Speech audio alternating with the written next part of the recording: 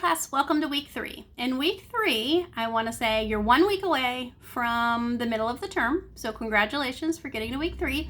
And just to remind you to make sure you stay up on your reading and that you're checking Blackboard because there are a lot of resources and videos in Blackboard for the students. This week, we do have several videos to help students actually see what motivational interviewing is, and that's one of the topics that we're really focusing on this week. You will also have a discussion that is due this week, so remember hot topic or something that you read about. Also remember to support all information with scholarly resources and to cite and reference that information.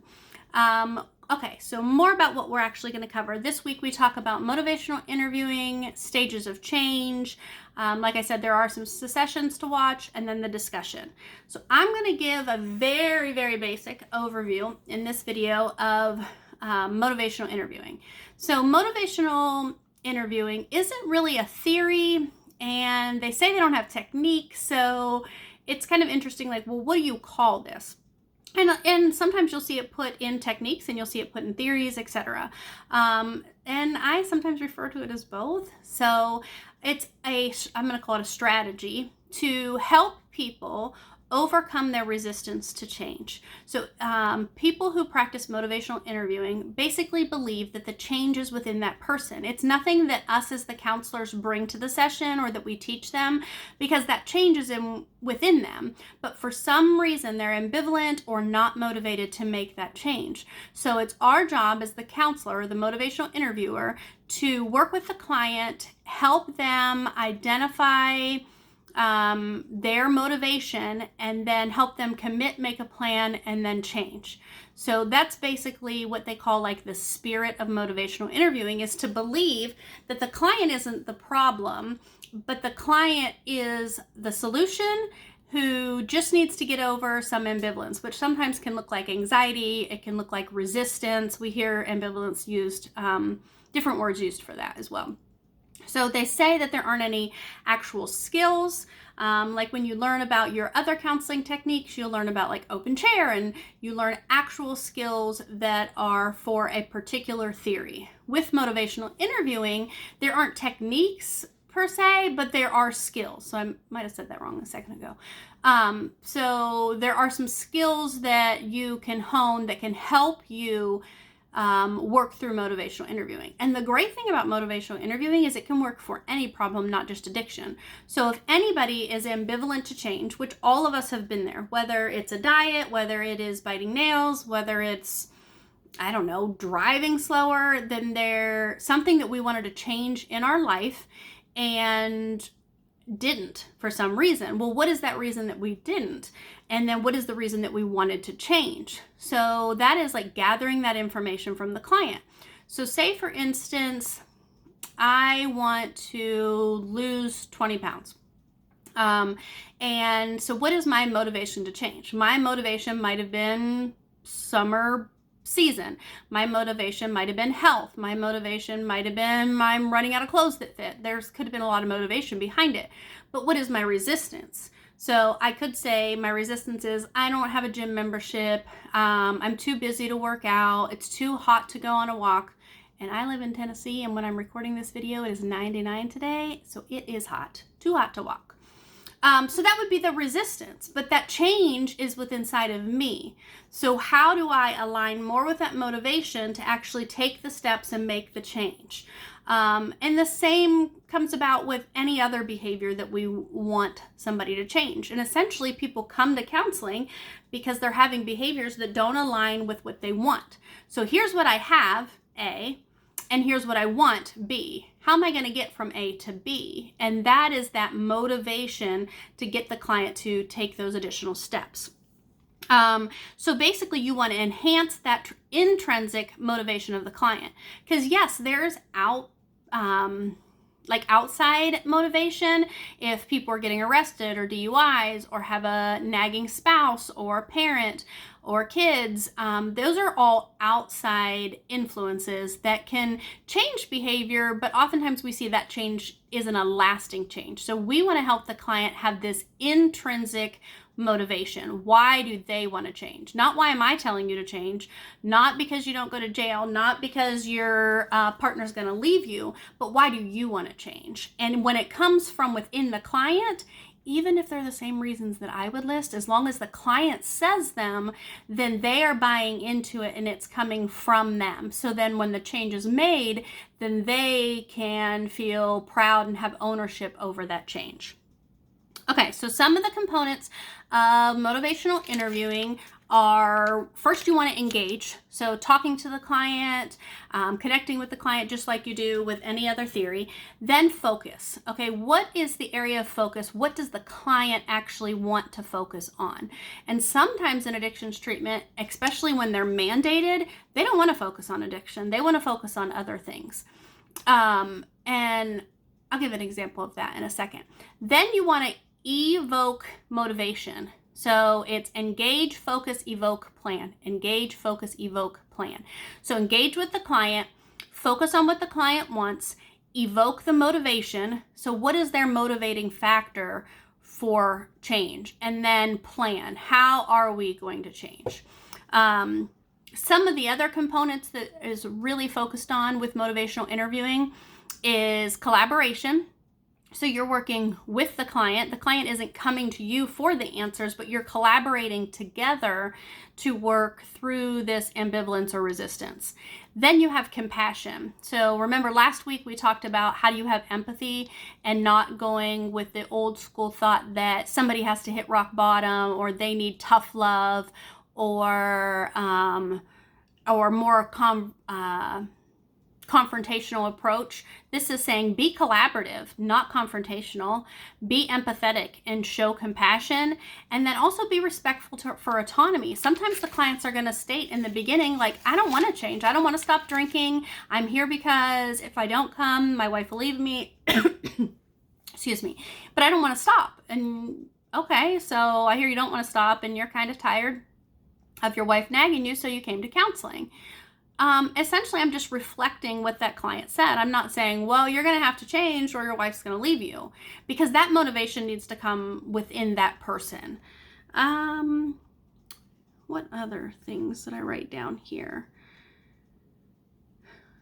That the client is going to choose why they want to change, that they have to develop discrepancies within themselves. And what that basically is talking about is saying, okay, here's A, and here's what's happening now. Like, I'm fighting a lot with my partner. I am constantly being nagged. I'm sleeping on the couch, etc. Okay, but what do you want? Well, I want to get along with my partner. I don't want my partner to leave me. I want to be intimate with my partner. Okay, so then there's a discrepancy between what you have and what you want. So what they want is the actual motivation. So to get your wife or your partner to be intimate with you, I mean, not in a manipulative sort of way, or not doing it just for that, but that is a motivation. So they want to be partners again with their spouse. They want to save the marriage or save the relationship. Then that is a motivation. Or maybe somebody wants to get their kids back from CPS. Well, that can be a motivation.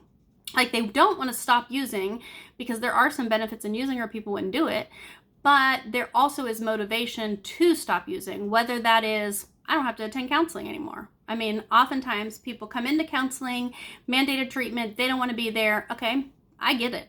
I wouldn't want to have to come here and talk to a stranger for an hour every week and pay and all of this. Like, it's a lot.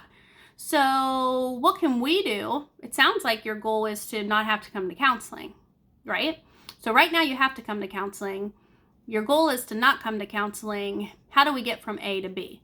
And how can I help you do that? And basically that's their motivation. Their motivation is to not come to counseling. Okay, well, how can we do this? Well, they know that they're going to have to pass a urine test, or they know that they're going to have to attend 8 sessions because that's what the judge said, whatever it is. And then we'll go into talking about the stages of change. And there are documents, like I said, in Blackboard that I definitely want you to review. But think about yourself and think about things that you've tried to change in the past. Even if you are in recovery, maybe think of something since recovery and why are you resistant to changing it? And that can be anything, like I said, from a diet to a relationship aspect that needs to change, or something within your church, any of those things. Like, what are we resistant for? And then how do we finally get that motivation to complete the goals? And is that motivation intrinsically within us, or is it extrinsically? Like, oh, I have an assignment due, so a due date would be the outside pressure, but I want to do well on that assignment, so I'm going to make sure I prepare and do it ahead of time and make sure that I'm looking up scholarly articles, all of those sorts of things. That's because I want to do well, and I don't want to let myself down, or I want to have a 4.0, or I want to get a B in this class, whatever that internal motivation is. How are we unlocking that and making sure that we do well? Sorry. Can you tell I have teenagers? So this week's about motivational interviewing. You have another chapter about other counseling techniques that people use. CBT is really common in the field, specifically with addiction. There's a ton of research about using cognitive behavioral therapy and there's a lot of overlap. So you could use cognitive behavioral theory, but also use some of what they call the ORs or the ears in motivational interviewing. So that's just some of the skills that I had talked about earlier. They don't say they're techniques, they say they're technically skills. So with the ORs, you want to ask open questions, give affirmations, have reflective listening, and then summarize. And so that's O, open question, A, which is affirmation, O-A-R, which is reflective listening, and then S, which is summarize. So it's your ORs or your ears. And your ears are, you want them to elaborate. So a client's telling you something and you say, oh, could you elaborate on that a little bit for me? Or can you give me an example of that? And that's helping the client kind of process and give you more information. The next is affirming, like, oh, that must have been really difficult. So say they're talking about when they lost custody of their kids, like, yeah, I lost custody of my kids. And then they're just quiet.